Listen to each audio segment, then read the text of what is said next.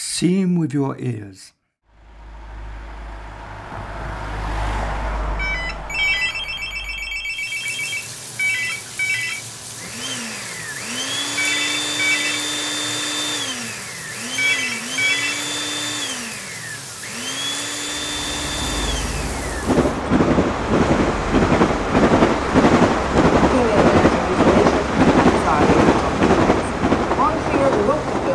Suffering from depression and admits he finished the script with little enthusiasm. Sounds tell the blind person about place. The acoustic environment presents the world as it exists outside of the blind person's body. The blind listener can determine, for instance, whether he is on a main or residential street, simply by paying attention to the patterns in the traffic sounds. The process of identifying people begins the moment they make a sound, no matter how incidental the sound. He can even tell, for example, if a person is calm or nervous by their footsteps. It is on the basis of connecting a series of isolated acoustic and other non-visual experiences that blind people compose their image of a particular place. For a blind person, there is no intermediate space. They are either there or they're not there. A blind person can be walking along the road and suddenly a tree hits him in the face. It wasn't there a minute ago, now it's there. Of course, that would be unimaginable for a sighted person, who would just never walk straight into a tree. None of the intermediate space exists for a blind person. All of a sudden you're grabbed, you are greeted. The immediacy of the moment, or the lack of intermediate transitions, distinguishes the blind person's impression of space.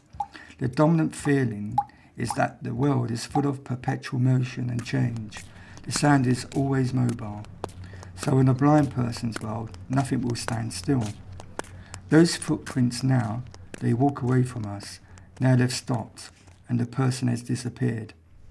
In a sighted person's world, things are both mobile and still, but in a blind person's world, everything moves, everything is dynamic. If it stops moving, then it is silent. In the other world, it disappears.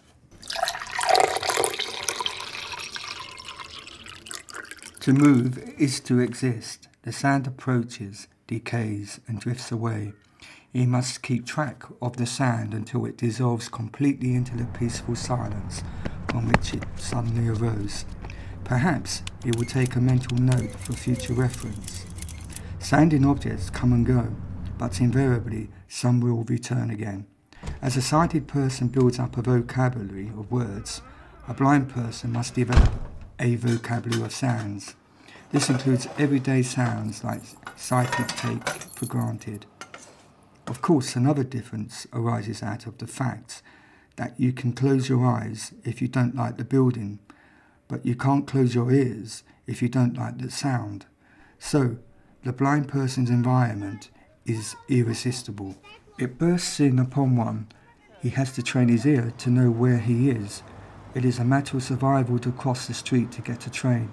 Some people get lost in background noise, but a blind man divides hearing into different channels. When, for example, he is standing by the bleeped crossing and some fire engine roars past, he can feel the post shaking and the ground is vibrating under his feet, and then it's all gone. But he has to pause there for a moment. If the bleep then sounds, he can't instantly cross. He has to somehow gather himself for a moment. For the blind person, the sound roars to a crescendo, and then it starts to die away. You're pretty sure it's gone, but you wait. For one thing, maybe there is another one coming along behind that was masked, so you have to wait until it's quiet again.